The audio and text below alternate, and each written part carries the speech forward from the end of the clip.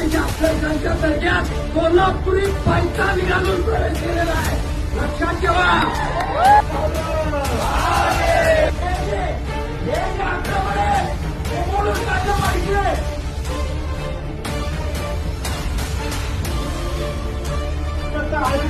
त्याच्यावरती